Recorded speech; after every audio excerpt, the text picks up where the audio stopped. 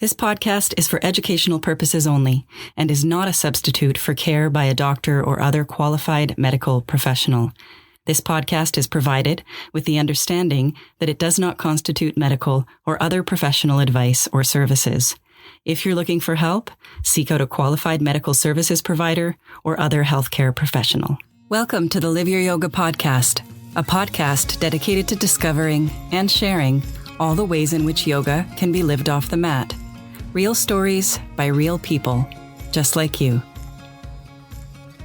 Welcome back to the Live Your Yoga podcast. My name is Salla. I'm a yoga teacher here at Your Yoga Flow, and today we're joined by Aileen Ferris, a fellow yoga teacher here to help us explore the benefits of neurodiversity-affirming teaching. As we strive to explore the various ways yoga can be made more accessible and inclusive, I encourage you to immerse yourself into this inspiring episode. But before we dive in, let me introduce you to Aileen's work. Aileen is a yoga teacher from the Republic of Ireland. Her movement journey has evolved through many iterations over 15 years, including aerial arts, acrobatics, and weightlifting, while always practicing yoga in her own time. As a late diagnosed neurodivergent, she found it difficult to deal with the world around her, but yoga always helped her cope. In 2023, seeking to better understand the ways yoga helped her, she decided to study to become a yoga teacher and share those benefits with others. She teaches neurodiversity-affirming yoga classes in the city of Cork in Ireland, and her mission is to bring yoga to a wider community of neurodivergent people. So welcome to the podcast, Aileen.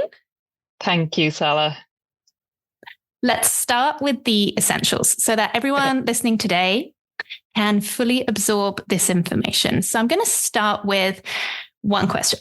What is your definition of neurodiversity? And is there anything currently happening on a global scale that you'd like to expand on so that our listeners can begin with a strong foundation of understanding? Yeah, so neurodiversity is a really broad umbrella term. And what it basically means at the core of it is that all our brains are wired a bit differently, and that's something to celebrate, not something to fix. Most people associate the term with autism and ADHD most commonly, but it's a really broad term, and it actually covers loads of other types of differences like dyslexia, dyspraxia, certain mental health conditions, and loads of other differences. And crucially, under the concept of neurodiversity, these are natural differences. So they're not conditions to be fixed or cured. So in the past, some of these things would have been seen as like a condition to be cured. But under the concept of neurodiversity, it's seen more as something that confers both strengths and limitations that other people don't have. And you asked about what's happening on a global scale. So in recent years, there's just more and more people all the time discovering their neurodiversity. There's a much better awareness now than there was 10 years or even 5 years ago. There's a lot of adults realizing that they are undiagnosed neurodivergent, and that's what happened with me a few years ago. It's hard to say exactly why this is happening now. There's a lot of different factors, but one factor that is very commonly accepted to have had a big influence on it is the pandemic. So the pandemic and lockdowns, all of that period of time brought an increased period of reflection for a lot of people. It also plunged us very quickly into really new work and learning styles, remote works and remote learning specifically. And that brought new challenges for certain people. And it also brought other people like me to discover that actually these styles suited us a lot better than going to a workplace or going to a university or whatever it is every day. And there's also the increased access to, there's been just this huge surge of online access to resources and services with the pandemic, because counselling services, diagnostic services, all of these things have suddenly become much more available online. So I think all of these things came together over this period as some of the factors that have caused more and more people to start understanding their neurodiversity. And I've heard some people say that there is like a bandwagon or a trend, like everyone's autistic or everyone has ADHD these days, and we didn't have that in my day, and all that sort of talk. What I would say to that is that there are a lot of us who were really, really struggling before. And this has been absolutely life-changing for many, many people. Thank you so much for sharing that. I have to be honest, I have to try really hard not to get teary, because I have so many individuals close to me also experiencing this life experience. And so everything you spoke about there that came forward during the pandemic, I saw that too. And it is life-changing. Yeah. And so I agree with just everything you've raised there from having watched it also.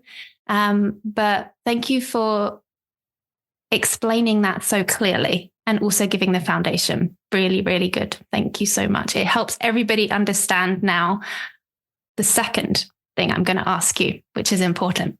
So our second question is, I would love if you could talk us through what a neurodiversity affirming teaching style looks like. Yes. So I think to answer this, it's probably helpful to start with how I came to teach in this way, and also like why. So my own connection to it. So as I kind of inferred in the last thing I said, that I'm a late diagnosed neurodivergent. So I was diagnosed as autistic when I was 37. So that's 2 years ago. And how that came about was that I had always struggled with anxiety and I had severe anxiety for most of my life. And there were a lot of things that I struggled with in the world that I didn't understand why I struggled with them. I always felt different, but didn't know why I was different. And couldn't understand why I found certain things so much harder than other people.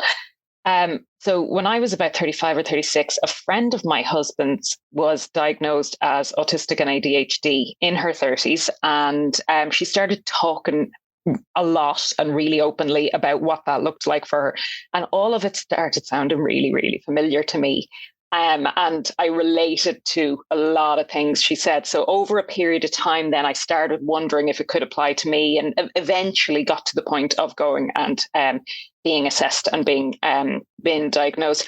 And when I gained that understanding, and therefore started living in a way that accommodated my needs better, the mental health problems disappeared, like completely evaporated.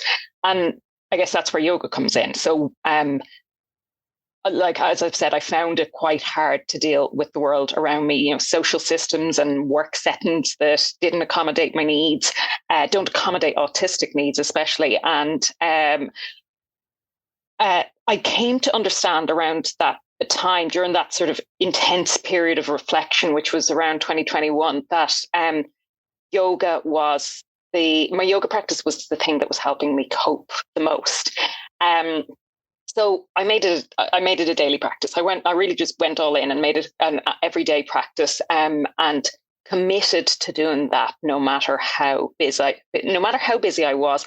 I would always find at a very minimum 10 minutes every day, and hope usually more. But even on the busiest days, I always find 10 minutes for yoga. And the impact of it was huge. So I wanted to better understand how it was impacting me so positively. And so I decided to sign up for yoga teacher training. And I originally didn't sign up for teacher training with the intention of teaching. I just wanted to do the course to better understand all the wonderful ways that yoga was helping me. But it was about halfway through my teacher training, I realized I actually can't keep this to myself. I have to share this. I have to share this with others. So in that sense of purpose kind of ignited a fire in me. And I had a background in teaching circus, aerial silks. So I drew on that experience to create, over time, like a neurodiversity-affirming teaching style. So that was kind of a roundabout way of explaining how I came to that. So maybe I'll talk through the specific things that are, what that style actually looks like. One of the most important things is that I encourage my students to move in the way that feels best to them and their bodies.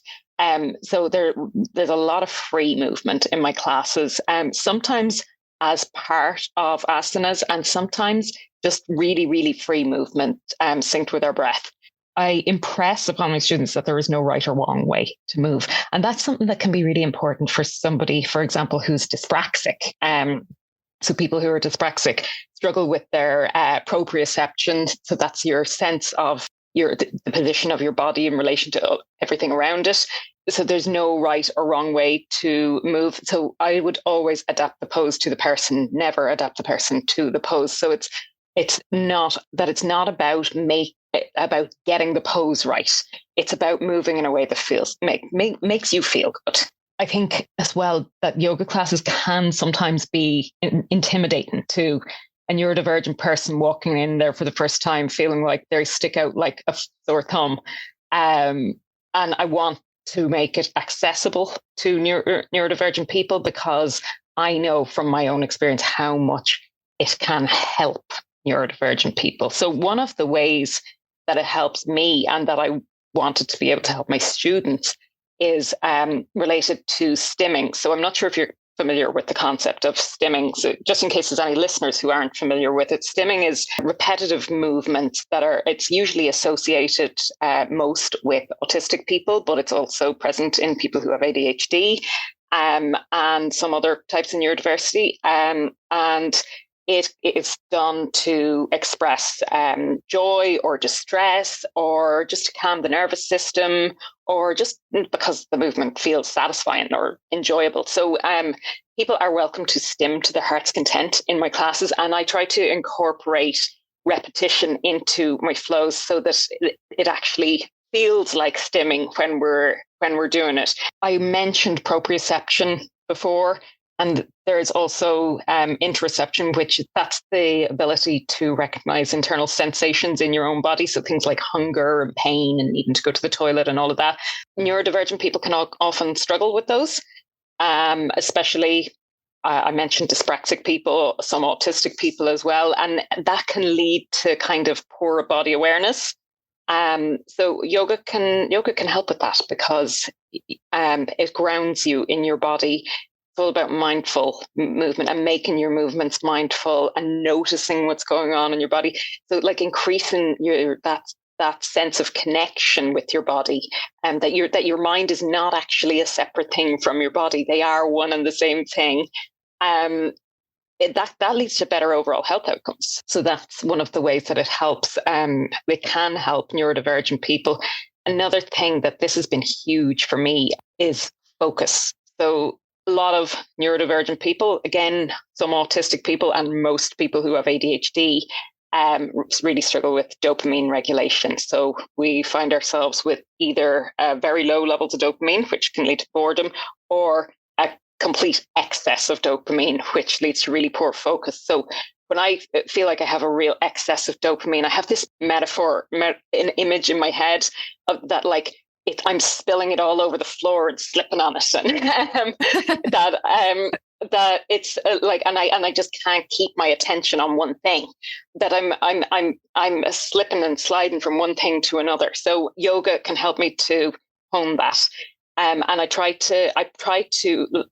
In some of my classes, I've seen some of my students vibrating, like they cannot stop moving, and they can't stop looking around the room and looking from one thing to another, and what's going on over there, and what was that over there. So I try to ground them in their bodies, have them breathe mindfully, move mindfully in a way that actually brings them back into focus in who they are, where they are, and what they're feeling right now. So that can actually improve your focus outside of your yoga practice off the mat as well. Another thing that's really, really important is invitational language. So this is actually something that I learned from some reading I did around trauma-sensitive yoga. So I'm not trained, to be clear, I'm not trained in trauma-sensitive yoga, but that is something that I want to train in. And I've done a lot of reading around it. And the reading I've done around that about invitational language really spoke to me because so invitational language refers to using language that encourages students to it empowers them to make their own choices, right? And the right choice for them and their body at that time. So it's not authoritative or directive. So for the most part, I try to use language that is not saying, now raise your right leg. It's more, I invite you to raise your right leg. Or, so everything is an invitation and not an instruction.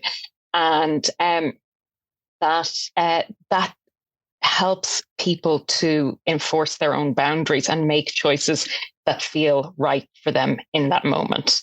I've already mentioned about repetition in my flows, and I try to incorporate patterns as well. So patterns and repetition can be really soothing, especially to autistic people. The other thing is touch. So I do not ever offer hands-on assists unless there was an imminent risk of injury, which has not yet happened in my class. So I have actually never given a hands-on assist, and I don't intend to unless there is a risk of injury. The reason for that is that a lot of neurodivergent people, especially autistic people, are really uncomfortable with touch or having people like in their space, except in specific circumstances. So while a hands-on assist can be really helpful in a yoga class to some of us, I just do not go into people's space. And I make that a boundary that it's really clear that if you come to my class, I will not be coming into your space. So that's one of the really important parts. And that's also something that comes from trauma-sensitive yoga as well. And actually a lot of neurodivergent people live with trauma from growing up and living in a world that doesn't accommodate their needs, whether that's social systems and work environments and everything else. And so that, as we know, yoga is a proven treatment for trauma. So there is a higher incidence of trauma in the neurodivergent community. And that's one of the reasons I want to train in trauma-sensitive yoga. So those are the kind of main aspects. I just reeled off loads of information there. Is there anything that wasn't clear? I feel like the world has needed you to say that out loud for a long, long time. Exactly how this is done.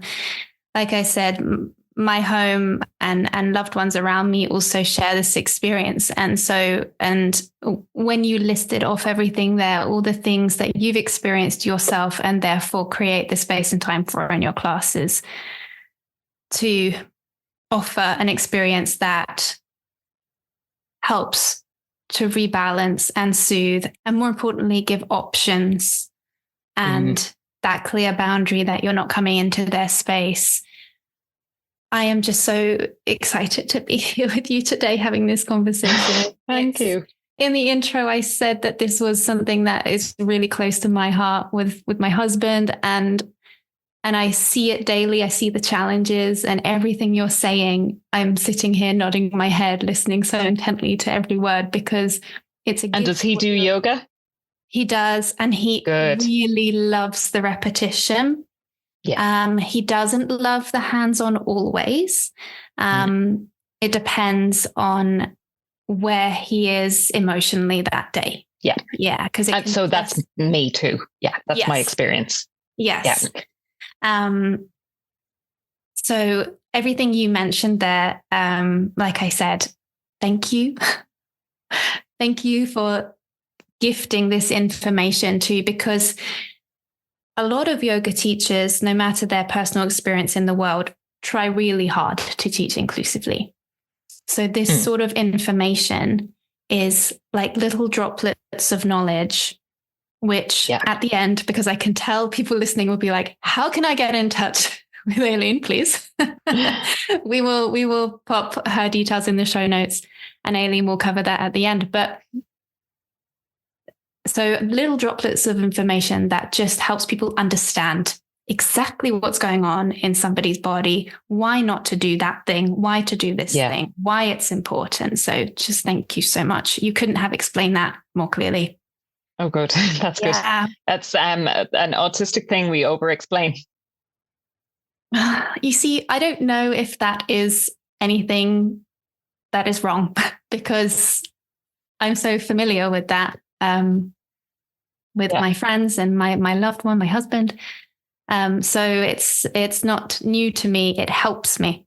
So I would just like to feedback there that thank you again for. And it's lovely to hear that your husband loves yoga and that how much he gets from it. My husband also, probably undiagnosed, but probably neurodivergent, it also loves it, and it gets a lot from it too. Yeah, it's fantastic.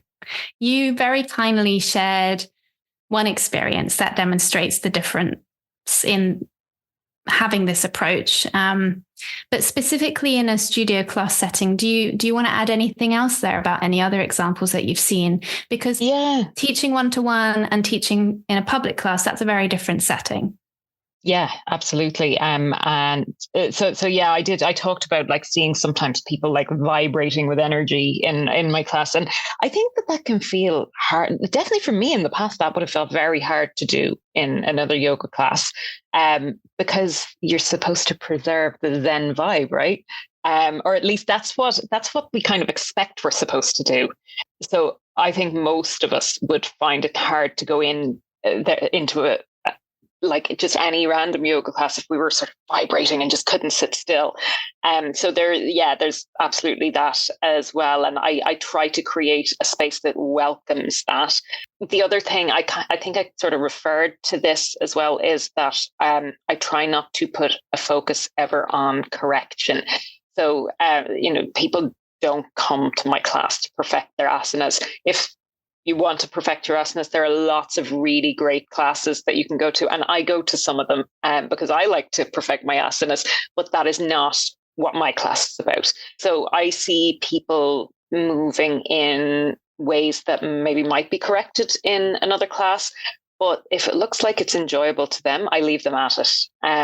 And there was something that I heard our teacher, Angela Inglis, say once, that she loves nothing more than when she looks out at her class and sees somebody doing something completely different from what she says.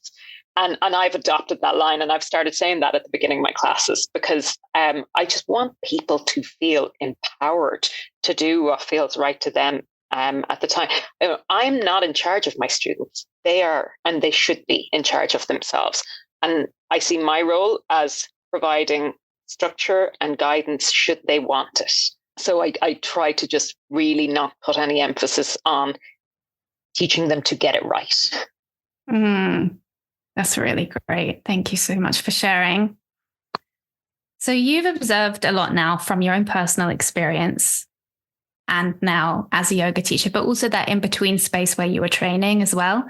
That must have been really interesting. And also that switch of I'm here to understand how this is helping me, to then being like, whoa, this cannot stay just with me. This is incredibly powerful and healing on so many levels.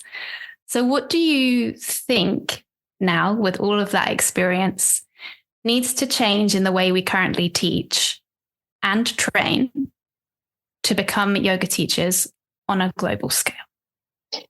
So I think something you said earlier, that most yoga teachers want to and try their best to teach in inclusive ways. And I think that we are really going in the right direction with that. And I think most yoga teacher training programs have some amount of, whether it's only very little or whether it's a lot, they have some amount of focus on inclusivity and teaching in adaptive ways. So I think that is going the wrong direction, but we need more. Yoga is such a perfect activity for neurodivergent people for all the reasons that like we talked about a few minutes ago.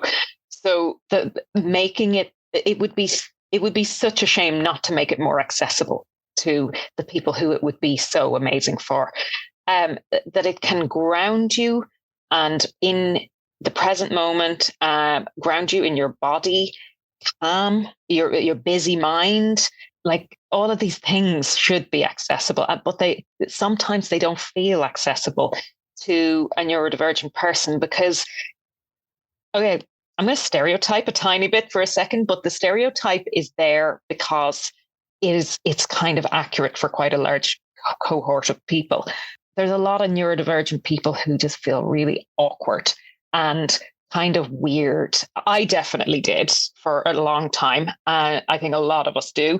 And just kind of clumsy and goofy. And it just seems so intimidating to walk into a yoga studio where everybody, whether they do or not, they look like they know exactly what they're doing and they're super strong and super flexible and whether those people actually believe that about themselves, often they look like they do. So it can be so intimidating to walk in there. And I don't want it to be intimidating. So I want that understanding to come in more so that we can actually increase the drive towards inclusivity that we are seeing in the last few years. And maybe to have a few more classes with less focus on getting the pose right. Because I do think those classes are important. Like I really enjoy those classes. I want to get my side crow and I want to get my handstand and all of that. But there are lots of classes for that. Maybe we need a few more that are not focused on that. Do you think it could be helpful in training programs to have a module? Oh my God, I would love to see that. I would absolutely love to see that happening. Yeah. Like, whether that was, I don't know whether that would be in a 200 hours or a 300 hours program, but God, I would love to someday see a neurodiversity module in a training program. Because I'm thinking back to what you brought in at the beginning, which was a common phrase that we hear all around the world at the moment, which is there wasn't any of this in my day. Well, there was, but those people were miserable. Really struggling and often not given opportunities to be included. So my interpretation of that is that people were not seen. Yes. And exactly. This is where that perspective comes from. And this is why this feels like this in that statement for the people who share that statement. So surely that means that it is as it was, as is now. Yes. Which means that this type of module is essential because it is part of our population. It always has been.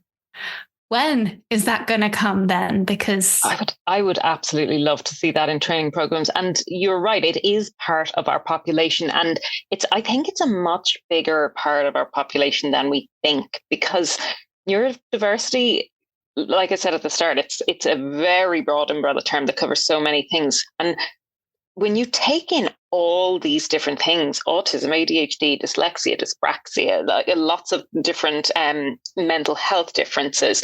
I even recently heard somebody say that they think that left-handedness should be covered under neurodiversity because it is a difference in how the brain works. So if you define it as that, then yeah, sure. And I mean, I don't know about where you're from, but where I come from in Ireland, the generation before mine, left-handed children were punished in schools. Yes, I'm aware of this because I did go to a Roman Catholic school, right? And we had Irish nuns in this convent school, and so I am familiar with where this one of the places that this idea came from. Yeah. And that was those differences, whether it's left-handedness or whether it's differences related to autism or ADHD or dyslexia, anything else, like those were in the past punished and tried to be corrected. So So when we bring all of those differences under one umbrella, like this is actually a massive portion of our population. Like I heard one person estimate that it was around 40%. Yeah. Yeah, I would think that to be correct if I was to think back in my classroom, actually, throughout all those years at school, because we're not just there for 1 year, we're there for a long time. Yeah. It, just touching upon that, there was a day where that did stop happening. I remember. And that was nice. Yeah. That's but really it was good. late. Yeah. It was later. It wasn't in primary school. It was later. But I'm pleased that you also agree about having these modules in training, because it would equip so many teachers, no matter who they are, their experience, with more information and more understanding of what experiences are like for different people for different reasons. And surely I'd love to see that happen. Yeah. And surely that is yoga all on its own. It is. It absolutely is. Yeah. Oh, thank you so much. Is there anything else that you would like to bring forward there on thinking about on a global scale? Anything else that could change from the experiences you've had? For example, I have a question about environments actually within studios. Oh, yes. I should have touched on that. Anything you have to share on that? So actually the studio I teach in has this beautiful, I actually don't know what it is. It's some kind of a contraption that can, maybe it's for putting incense in. It's like a mechanical thing and it emits beautiful scents. And I'm not oversensitive to smell, so I love this thing. However, a lot of autistic people are extremely oversensitive to smell. So I would never have that on in my class. There's also people who are oversensitive to sound and light. So I never have my music too loud. I do like to play music in class. Another friend of mine who has covered a couple of my classes recently is also neurodivergent, and she doesn't play music in class for that reason. I like music in class, but I keep it low. And I've never taught anywhere that had like really intense glare from light, but if I did, I would definitely find a way to solve that.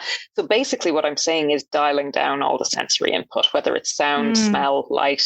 I always provide things like cushions because they're nice and soft. So make sure everybody has a cushion, make sure everyone has a fluffy blanket in case they want it for Shavasana.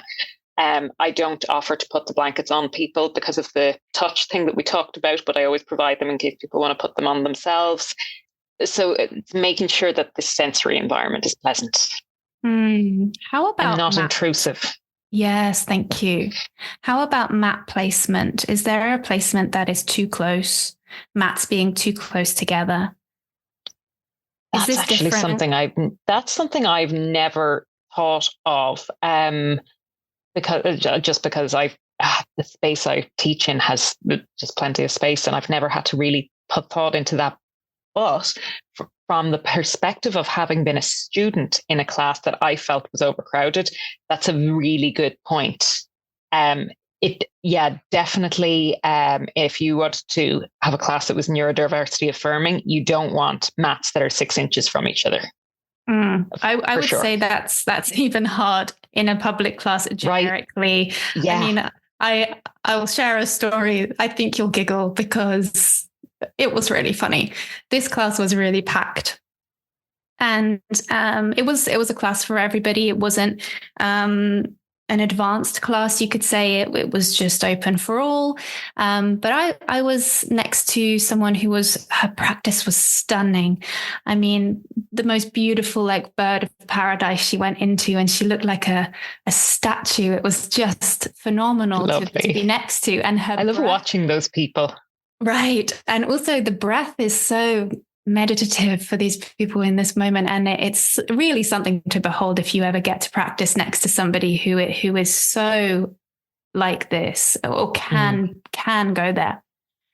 But our mats were, as you say, so close together. And this was a vinyasa class. And so we were coming into very large shapes, big expressions, including twists and things like that. And we were on our backs, and we were taking some lovely movements with the leg, just holding onto the big toe, taking it up to the sky and then out to the side to stretch the inner thigh. And of course, her foot comes, because she's so flexible, lands on my face. And I burst out laughing because that was all I could do. One, I had so much respect for her that her body could move into this beautiful shape. But two, I've not just got a foot in my face, but a hand holding a foot in my face. She was mortified because she was just in her moment. Yeah. And didn't realize how close the mats were. Yeah. But, that for me, I was really struggling in that class to be inside, because I had to be so aware of everybody's fingers flailing around and so I think that would bother most people. Right. So if you could, and this may be a really hard question, is there, how much space is good space? So for anybody to feel comfortable, you think trauma sensitive, neurodivergent, everybody, what do you think is a good amount of space? I'm nearly reluctant to give you a measurement because, as I said, I'm not trained in trauma sensitive yoga. So what I'm going to tell you is what would feel comfortable to me if I was in a class. I think I would want an absolute minimum of 2 feet between my mat and somebody else's, ideally a little bit more. So I like studios that have a lot of space. Also, do you know when you are in quite a large class and sometimes you see mats staggered, so they're not in rows? I love that, because you're never going to be exactly in line with somebody. So that's a nice, I guess that'd be a nice sort of modification if you were short on space.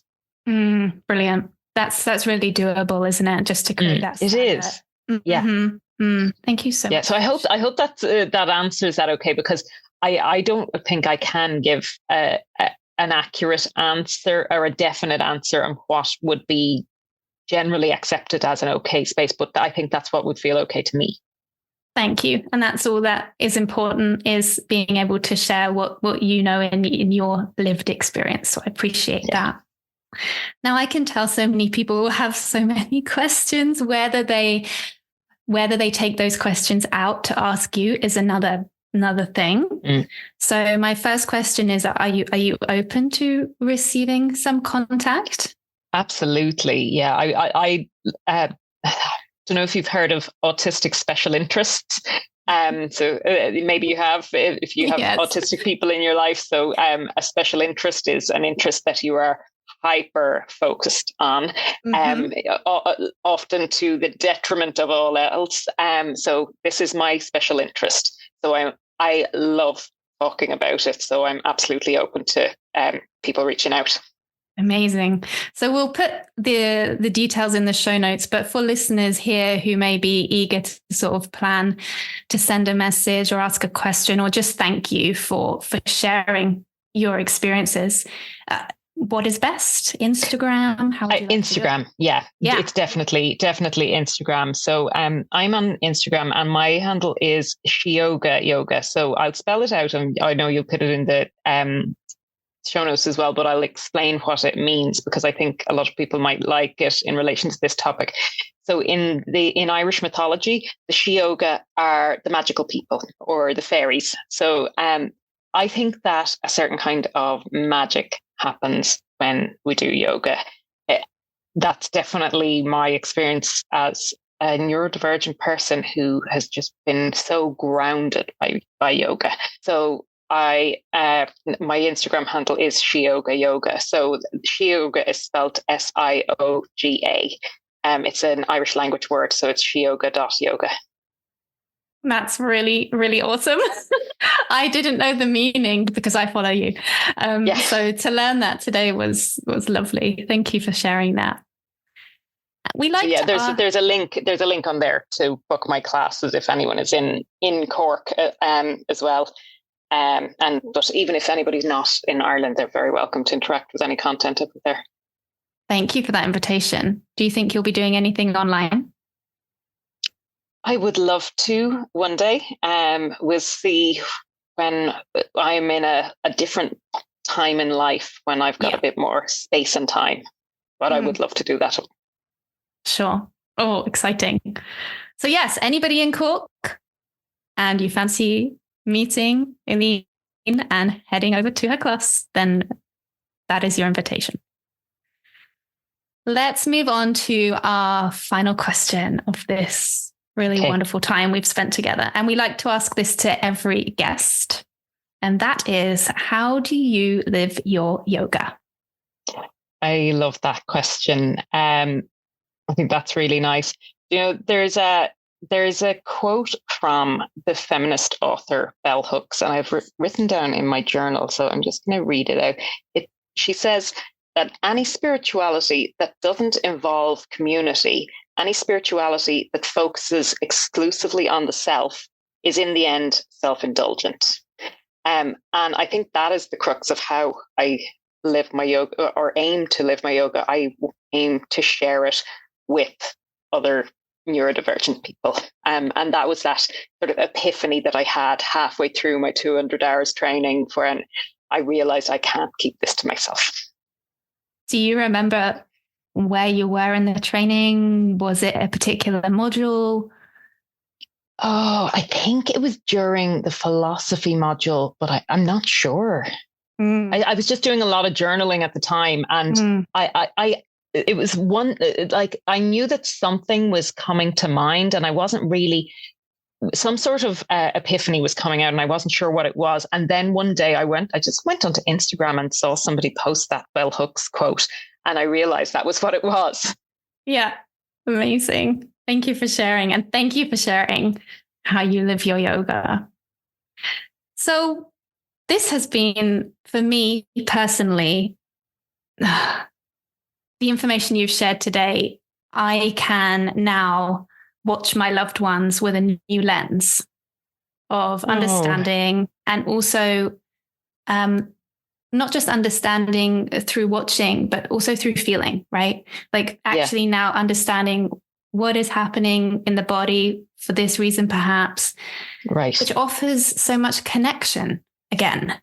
Yeah, because understanding brings connection. Yes. Yeah. So from me personally, today has been a gift. And please, everybody who this has touched as well, go ahead and follow Aileen's Instagram. And if you are in Cork, go ahead, go to a class. And of course, if you have a question and you would like to ask Aileen or just share your reflections from listening to this episode, then the invitation is there. But from my heart to yours, thank you so much for today. And thank you so much for having me. It's been an absolute privilege to get to speak about this, because, like I said, it's my special interest. And as I've referred to a few times, it's something that I want to share as widely as possible, because I think it can bring so much to so many people. Amazing. And that's going to happen. Thank you for that opportunity. Here. Oh, all right. Well, that takes this episode to a close. Thank you, everybody, for listening. We hope that you've taken away some gifts today and the opportunity to listen into your own community to connect more through the practice of yoga. I'm going to say goodbye. Thank you. Goodbye. Thank you very much.